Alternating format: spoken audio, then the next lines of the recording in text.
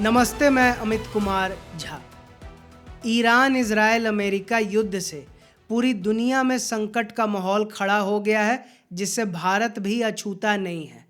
अब इस संकट को कम करने के लिए मोदी सरकार ने कई सारे कदम उठाए हैं और इसी बीच ट्रंप ने मोदी का लोहा मान लिया। वहीं दूसरी तरफ कैसे विपक्ष लॉकडाउन का रोना रो रहा है, आज इन्हीं सारे विषयों पर चर्चा करने जा रहे हैं। तो चर्चा की शुरुआत इस बात से कि अब तक मोदी सरकार ने क्या बड़े फैसले लिए देश के हित में, जनता के हित में। तो शुरुआत जो सबसे बड़ी खबर आ रही है, अब ये वीडियो बना रहे हैं, इससे जस्ट कुछ समय पहले ही प्रधानमंत्री मोदी और बाकी सारे बड़े मंत्रियों की हाई लेवल मीटिंग हुई, जिसमें इंटर मिनिस्ट्रियल ग्रुप बनाने का फैसला लिया गया, जिसकी अध्यक्षता राजनाथ सिंह करेंगे और उस ग्रुप में अमित शाह, निर्मला सीतारमण और भी बड़े बड़े मंत्री होंगे। अब इसका काम क्या है कि खाड़ी देशों में जो उत्पात चल रहा है इस युद्ध के वजह से, तो कोई अगर भारतीय फंसा हो, तो कोई ऊर्जा का और संकट खड़ा हो, तो क्या और रिसोर्सेज है, क्या और जुगाड़ है, वो सब देखने के लिए, मतलब 24 घंटे 24x7 नज़र रखने के लिए कोऑर्डिनेशन हो मंत्रालय के बीच अच्छे से, इसलिए ये एक बड़े बड़े मंत्रियों का ग्रुप बनाया गया है। ये तो हो गया एक चीज़। दूसरा चीज़, कल आधी रात तक प्रधानमंत्री मोदी का मीटिंग चला और उसमें ये तय किया गया कि 10 रुपया एक्साइज ड्यूटी का पेट्रोल और डीजल दोनों में से घटाया गया है। अब इसका डायरेक्ट असर जनता तक कितना पहुंचेगा नहीं पहुंचेगा वो अलग चीज़ है, लेकिन इनडायरेक्ट असर तो पूरे पहुंचेगा, क्योंकि तेल कंपनियों ने साफ कह दिया कि अगर हमको राहत नहीं मिली तो हम तो दाम बढ़ाएंगे। अब तेल कंपनियों का घाटा ना हो, जनता पर बोझ ना बढ़े, तो सरकार ने इस बोझ को अपने कंधे पर ले लिया। तो मतलब जहां 27% दाम बढ़ रहा है अमेरिका और बाकी जगहों में, यहाँ 1 रुपया भी इसी वजह से अब नहीं बढ़ेगा फिलहाल के लिए। कमर्शियल एलपीजी जो बहुत कम सरकार दे रही थी, घरेलू पर ज़्यादा जोर था, तो घरेलू पर तो जोर है ही, लेकिन इंडस्ट्री और बाकी सब का भी भट्टा बिठा नहीं ना देना है परमानेंट, उनको भी देखना है। तो इसलिए जैसा पहले मिलता था एलपीजी का सप्लाई उनको, उसी के आसपास के बराबर अब फिर से सरकार ने एलपीजी का सप्लाई कमर्शियल यूज़ के लिए भी शुरू कर दिया है। ये क्या दिखाता है? क्राइसिस आ गया, क्राइसिस। राहुल गांधी और ये लोग जो कह रहे थे, क्या क्राइसिस है और क्या रियलिटी है, यही पता चलता है। क्योंकि यहाँ पूरा क्षमता के साथ रिफाइनिंग जो कच्चा तेल है उसका चल ही रहा है, एलपीजी प्रोडक्शन पूरे तेज़ी से बढ़ ही रहा है। 41 से ज़्यादा देशों से इंपोर्ट करने का कार्यक्रम चल रहा है। सिर्फ वो स्ट्रेट ऑफ हॉर्मुज़ जहां ईरान बैठा है, सिर्फ उसी के भरोसे भारत नहीं है। हालांकि भारत का ये जो नीति है न्यूट्रल रहने का, ये विपक्ष का जाल में भारत नहीं फंसा, मोदी सरकार नहीं फंसी कि यूक्रेन का साथ दो, रशिया को गाली दो, इसका साथ दो, उसको गाली दो, ये वाला जो नीति है, इससे मोदी सरकार दूर रही तो रशिया से कच्चा तेल तो ले ही रहे थे, और ज़्यादा चीज़ें ले रहे हैं। वहीं ईरान पर से अमेरिका ने सैंक्शन हटा दिया है फ़िलहाल के लिए, तो वहाँ से भी खरीदी चालू हो गई है। बाकी अर्जेंटीना और जगह, मतलब 41 से ज़्यादा देशों से कच्चा तेल और एलपीजी का इंपोर्ट बढ़ गया है। और क्योंकि ईरान से भी अच्छे रिश्ते हैं, तो स्ट्रेट ऑफ हॉर्मुज़ भारत के लिए खोल रखा है। तो 2 बड़ा एलपीजी का जहाज़ आ गया, एक और बड़ा जहाज़ भी आ गया, कई और रास्ते में है। तो यहाँ प्रोडक्शन हो ही रहा है, बाकी जगह से मंगा ही रहे हैं, ईरान वाला आ ही रहा है। तो इस वजह से न पेट्रोल डीजल और न एलपीजी, किसी का जो शॉर्टेज, जो क्राइसिस होता है, वो नहीं हो रहा है। थोड़ा संकट था, थोड़ा घट गया था, धीरे धीरे अब बढ़ रहा है।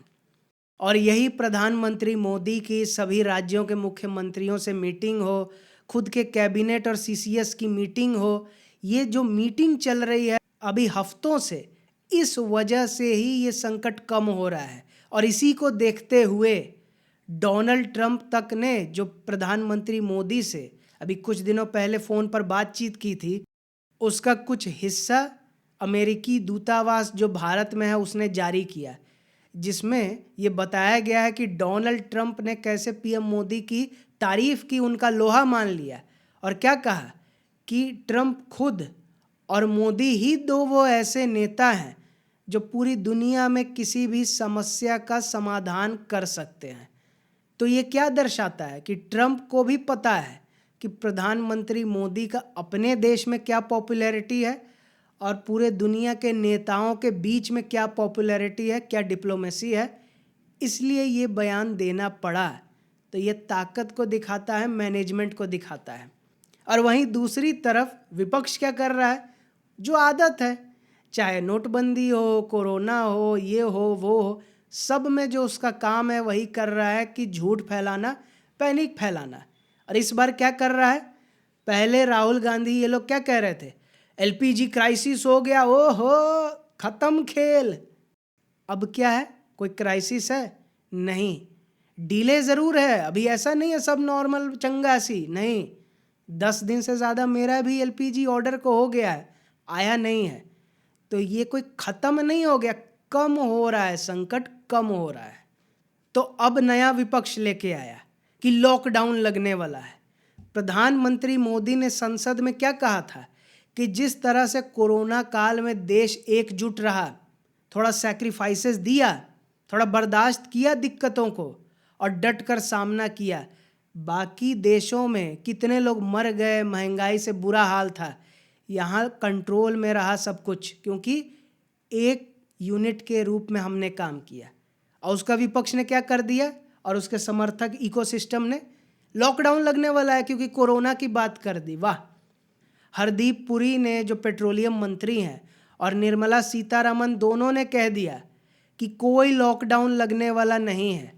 और वैसे भी लॉकडाउन लगने वाला होता तो सरकार पागल है क्या, जो तेल कंपनियों का बोझ अपना सर ले लिया 10 रुपया घटा के लॉकडाउन लगा देता, बात ही ख़त्म। नहीं लगाना है लॉकडाउन, सुचारू रूप से चलाना है चीज़ों को, तभी तो इतना सरकार माथामारी कर रहा है, नहीं तो बिठा देता घर में सबको, बात ख़त्म। तो ऐसा बात नहीं है, कोई लॉकडाउन वॉकडाउन लगने वाला नहीं है, ये सब झूठ है। और इन सारे वीडियो फर्जीवाड़ा से दूर रहना है, व्हाट्सएप मैसेज है ये और वो, न्यूज़ चैनल भी बहुत झूठ फैला रहा है। और अभी तो सबसे कॉमेडी वाली बात अब आएगी कि विपक्षी कितना बौखला चुका है कि क्राइसिस क्यों नहीं हो रहा है इस देश में। ममता बनर्जी ने क्या कहा कि लॉकडाउन लगाएंगे पीएम मोदी, कोरोना की बात कर रहे थे। कितना भी भाजपा लॉकडाउन का बहाना कर ले, जिस तरह से 2021 में मैं जीती, 26 में भी जीतूंगी। अरे खुद ने लॉकडाउन की बात की और फिर कह रहे हैं भाजपा ने कहा। किधर भाजपा ने कहा, खुद ही से कुछ भी सोच के किसको बेवकूफ़ बनाने की कोशिश है। जो है वोटर वो तो कट्टर है, उसका तो दिमाग ही नहीं है, तो उसको तो कुछ भी कहो मान लेगा। बंगाल की जनता को सब मालूम है, वो तो मानने वाला नहीं है। और वहीं दूसरी बात करें अखिलेश यादव की, उन्होंने तो जाहिल पने की एक नया स्टेप ऊपर किया। और ये सब लोग विदेश से पढ़ा हुआ है, कहाँ से, राहुल गांधी ये विदेश क्या पढ़ाई की है पता नहीं, लेकिन क्या कहा कि मैंने तो कोयला, गाय का उपला और लकड़ी का बंदोबस्त कर लिया है, 3 महीने तक ऐसा ही रहेगा तो बड़ा बड़ा बिजनेसमैन हो या कोई भी हो, सब लोग लकड़ी पर खाना बनाएगा। मतलब अंबानी का इतना बुरा दिन आ गया है कि वो कहीं से भी इंपोर्ट नहीं करेगा कुछ भी, उसके पास पैसे ख़त्म है, वो गाय का उपला पर खाना बनाएगा। वाह, ये है पढ़ाई। मतलब कैसे कैसे नेता हैं हमारे देश में, और ये व्यक्ति मुख्यमंत्री रह चुका है उत्तर प्रदेश जैसे महत्वपूर्ण राज्य का। और राहुल गांधी तो अपने ही मौज में है, कोई मतलब तो देश से है नहीं, सर्वदलीय बैठक थी उसमें शामिल हुए नहीं। तो ये सब विपक्षी अपना हरकतों से, बयानों से क्या दिखा रहे हैं, इनके लिए देश से ऊपर है अपनी राजनीति। कि कोई मौका ऐसा बने इस तरह से लोगों को भड़काएं कि लोग निकले सड़कों पर, प्रधानमंत्री आवास में धावा बोले, मोदी को पकड़ के लतियाए और हमको बिठा दे। राहुल गांधी ऐसा सोच रहे हैं कि हमको बिठा दे सत्ता पर, बस सारा विपक्ष जय जयकार करेगा और सारा जनता भी जय जयकार करेगा। जिस तरह से 4 से 14 कांड किया फिर भी लोग जिता रही थी। वो दिन आने वाले नहीं हैं। वो दौर अलग था, सिर्फ मीडिया के लोग भरोसे था। अब लोगों के पास 1000 सोर्स है जानकारी का। तो इसलिए कितना भी विश्व गुरु करके मोदी का मजाक उड़ाओ, जबकि ये विश्व गुरु भारत के लिए कहा जाता है, मोदी के लिए नहीं। लेकिन हम क्या बोले, विपक्षी इतना पागल है सत्ता की लालच में कि वो मोदी को ही गाली देते रहता है, जबकि वो भारत को गरिया रहा है। यही तुम्हारा मोदी विश्व गुरु की डिप्लोमेसी से ईरान से आ रहा है जहाज LPG वाला, नहीं तो बाकी का आ रहा है ना तो उसको मिसाइल से ठोक रहा है। तो कोई मोदी विश्व गुरु नहीं है, भारत विश्व गुरु बनेगा, जिसको बनाने के लिए प्रधानमंत्री मोदी का बेहद महत्वपूर्ण योगदान चल रहा है। और क्या इनका भी नसीब है कि देश में, दुनिया में कोरोना से लेकर ये युद्ध, सब इस संकट में ये है प्रधानमंत्री।